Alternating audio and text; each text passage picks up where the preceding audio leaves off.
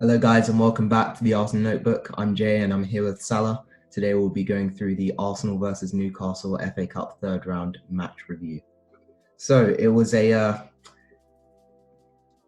less than standard performance than what we've seen from Arsenal in the last couple of weeks for, I'd say, the first 90 minutes. And then when it came to the extra time, then, we really saw a spark in Arsenal, and I think that was the time when we really got to grasp with how important those substitutions were. Xhaka, Lacazette, Saka, and of course Emile Smith-Rowe with that amazing strike in, what was it, the 109th minute. So what are your comments on the match? I think it showed us how important these players are.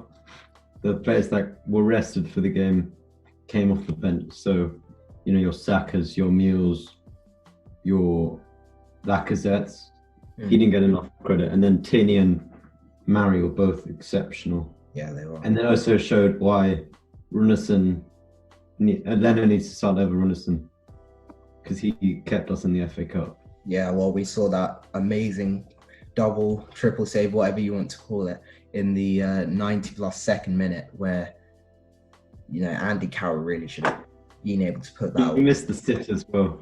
Oh, yeah, he did. He missed one earlier on.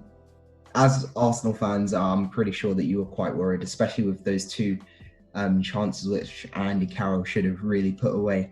Arsenal did have some chances themselves, but really, I don't think we had as good of a chance as those two which Andy Carroll really should have put in the back of the net. Apart from, I think Willock's header was pretty impressive. However, I feel like that came sort of out of nothing.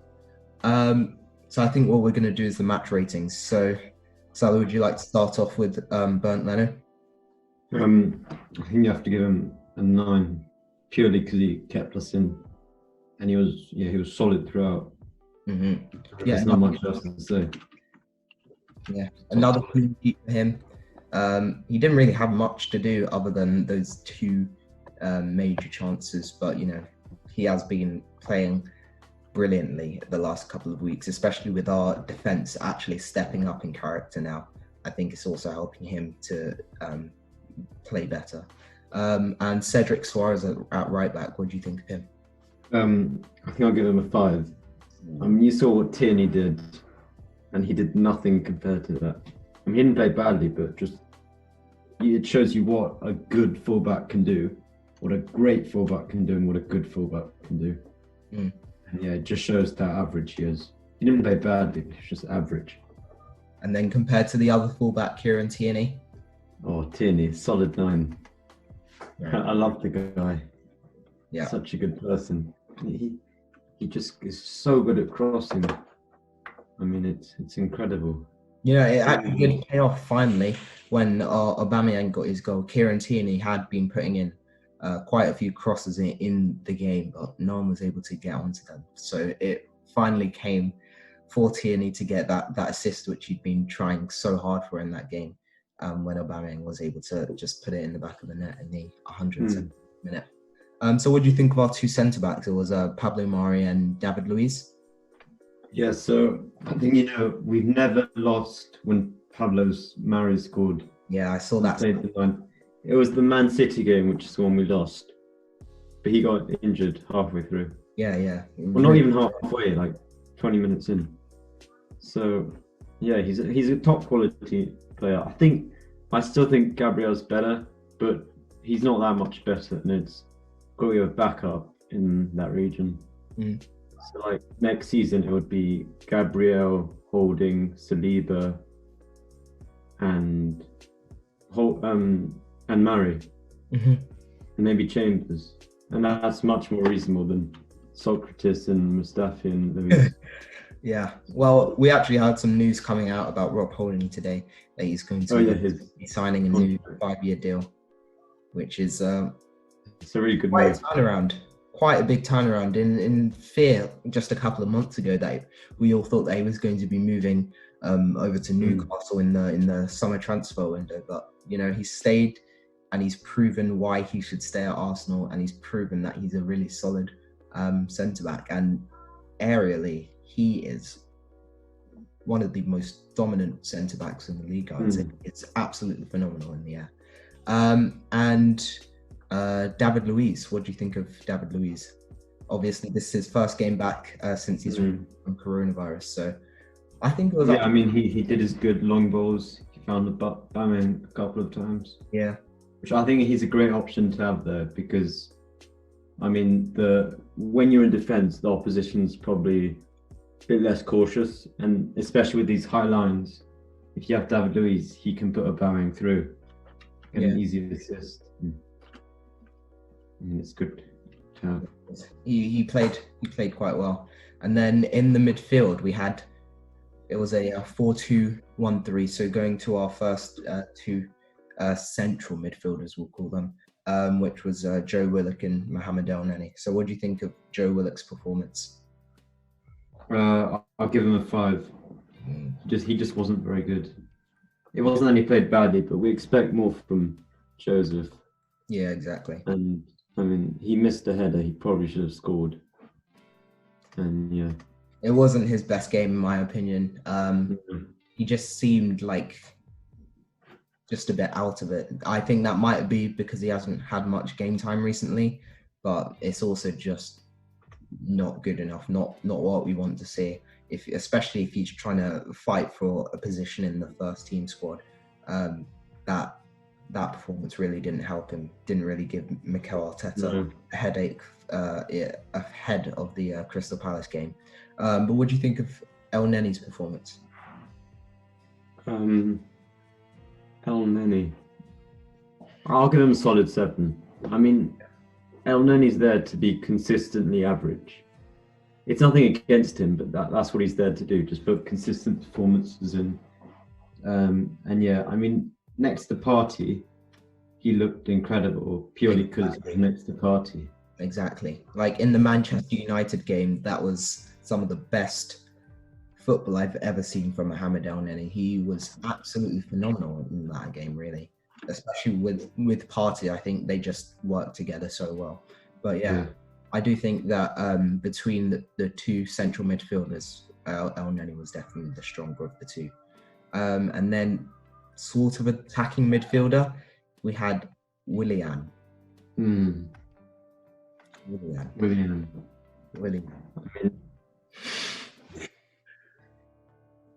His first half wasn't too bad. He was trying a bit, but it's just not good enough. No. I mean, when he came, he said, Arteta will win the Champions League in 3 years. The only way we're going to do that is if he's not there. Yeah. He wouldn't be in a Champions League winning squad. No chance. He just wasn't good. No chance. See, I had my doubts about Willian when he first came to the club.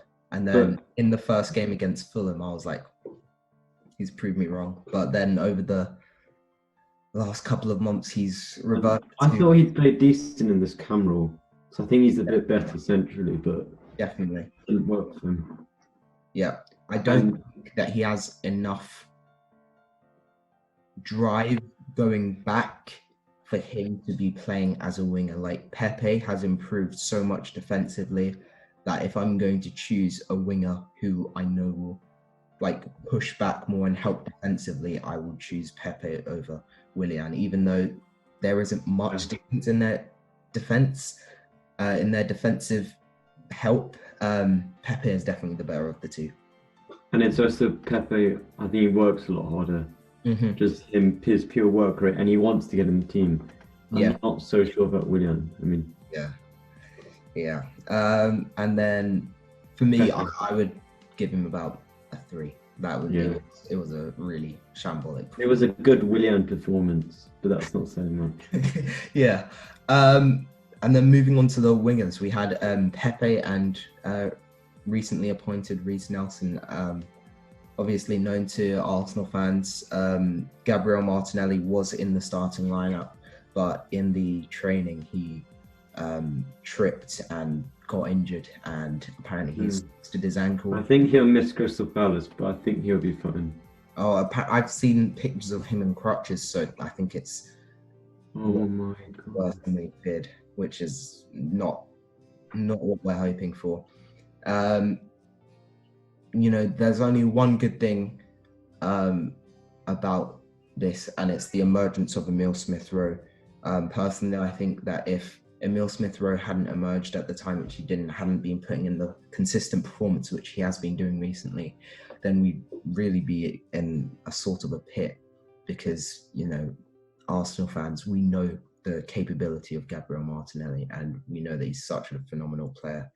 And, we're just hoping that Gabriel Martinelli doesn't become injury prone. I think after coming from such a long-term injury and just trying to work so hard, I think that might have just pushed him over the edge. And, even though we didn't worse of it at the moment, then it is. Jay, do you remember Rob Holding, how he was playing sick and then he got his Man United injury? Yeah, he was out for 8 years.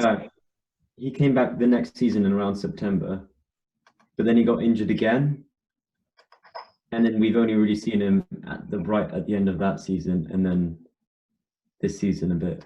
Yeah. And I don't think he'll become injury prone. It's just that I don't think he'll play. Yeah, I don't think he'll play to his full standard till next September. Yeah, that's. Yeah. Let's just hope that he's back by the end of this season, so that he can use the pre-season to get back to his full fitness and his. I think he will come back. It's just that he'll be a solid starter in September. Okay. Yeah. So Pepe. We'll start with Pepe. How did you think Pepe played? I think he worked really hard and he created a lot. I mean, his end product, it wasn't even that bad. Maybe a few shots that he got a bit wide, but he did one good pass to Willock, which should have been an assist. And then Reece Nelson, that probably should have been an assist as well. So he created chances. I'll give him a 6. Yeah, he did. He worked hard. I think, obviously, the reason why his finishing product wasn't there was just because he hasn't been playing much.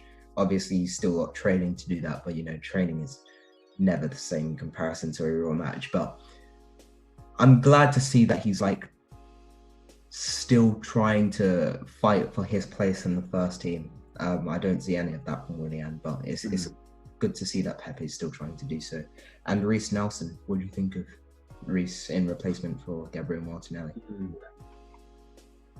I mean, I would give him a 6, but I gave Pepe a 6. So, I don't know, 5. Yeah. He wasn't a 5, but if I give Pepe a 6, I have to give him a 5. Yeah. Reece Nelson started off the game immediately. In the first minute, he took a shot, which, if he had put more power on it, we would have been 1-0 up within the first minute. But I said this to my dad, and I said, there's a difference between Reece Nelson and Gabriel Martinelli. If we had Martinelli on the pitch, personally, I think the match would have been over before extra time. Reece Nelson had some opportunities, which personally I think he should have been able to put them away. I'm not too annoyed at him. He put his name on the sheet. I don't think he'll be starting, but he's definitely done enough to say at least put me on the bench, because he hasn't been on the bench in the last couple of weeks. But yeah, I think there's definitely a clear difference between Gabriel Martinelli's quality and Reece Nelson's quality. But finally, up top, the captain, in a bit of a goal drought at the moment, but he finally got the goal which he wanted. Pierre-Emerick Aubameyang. Pierre, I think he was very good today. He did. He made some runs. He made some good runs. The one which David Luiz played over the top, it was a tight angle for him to put away. That's why I was not too annoyed. However, the follow-up shot from Willian was rather horrendous. But yeah. The other thing I think about Aubameyang is, I don't know, but I think he'd play better if Cedric was the left back and Tierney was the right back in a way. Right. I think they have to adapt a bit more, because what Aubameyang does is he likes to run inside. So on the counter, it's perfect, Tierney and Aubameyang. But the only problem is when we have massive spells of possession, Tierney sometimes goes in and makes Aubameyang go wide. And I sometimes feel it should be the other way around. Because Aubameyang's cut in and shoot and Tierney. But that's true. That's a good point which you brought up. Obviously, it's kind of a shame with the feet which they have, but you know, I'm glad for Aubameyang that he got this goal. Hopefully, it is. But then, yeah, it also showed when he scored and Tierney assisted it. Like, he's just adapting and making it. Aubameyang needs to adapt his game a bit to Tierney. Yeah. Like when he played left wing, it was more with Nacho Monreal, and that's when he was scoring really well because Nacho's quite defensive, but he still gives you a bit of attacking prowess. Yeah, that makes sense. I'm just hoping it was that goal which, you know, can finally get his goal count start rising consistently. But you know, I think it was, like I said, it was quite a shaky performance for the first 90 minutes. But when we got into that last half an hour of extra, now moving on to the crucial substitutions. So first of all, I think the first substitution was Emile Smith-Rowe. So what do you think of Emile? Emile. He's such a good player. He's incredible. I mean, he's incredible. I've not got words to how good he is. As they call him, the Croydon De Bruyne. You know, he's the Croydon Pele. He's just. You remember the Romford Pele? Oh yeah, of course. But yeah, he's really made a name for himself in these last couple of weeks. Incredible what he's done. So happy. You know, Arsenal fans have been screaming out for him, really, and they've been saying, you know, Ozil's not playing. Get Emile Smith-Rowe in; he can do the job. So, Emile Smith-Rowe has definitely done what all the Arsenal fans were hoping and expecting, and you know, I'm just so proud and I'm so happy, in fact, because you know, earlier on in the game, in the 92nd minute, he got a red card, and that was the worst call I've ever seen. Obviously, probably from the scream and the angle which the ref saw it from, it maybe looked more of a red card, but definitely from the angle which Arsenal fans, or we saw it from on television, we knew that was never going to be a red card. So yeah, I'm just happy that he was able to channel that and then use that to. And then quickly do. So Saka and Xhaka, they were very good. Xhaka was also very good. And then Lacazette. I think Lacazette and Emile work so well together. It's like the partner. Because he does the hold-up play, and then Ozil, like Liverpool goal, we scored so many goals like that. Lacazette holding up, back healing or whatever to Ozil scoring. Oh yeah, I remember that game. I thought that was top quality. And then the ref was rubbish today. He worked so hard to make these. When you give a red card, you have to justify it. Yeah. He really didn't give it back. He didn't want to change it. It wasn't even a foul. It should have been a yellow card to that guy for diving so much. Even the commentators said he'll be unlucky to even get a yellow card for that, because there was nothing on that tackle. To be honest, he barely touched him. But Mikel Arteta, top quality, did the subs at the right time. Everything which he could. You can't blame him for the lineup, because it wasn't. It's an FA Cup. He wanted to rest people. And it's not his fault for the players not playing to the quality which he knows that they can play. And the substitutions at the right times. You know, Lacazette came on what was it, maybe 4 minutes before Emile Smith-Rowe's goal, and then assisted Emile Smith-Rowe for that amazing chested volley. So it was great for Arsenal fans to see Arsenal get a 4th consecutive win. Hopefully, we can take. We can take. Crystal Palace match? That is on Thursday, so we'll be doing. I think that's everything, Joe. Yeah, it is. Thank you guys for watching the Arsenal Notebook. If you like this video, please like and subscribe, and check down our website and Instagram page below. We'll speak to you soon.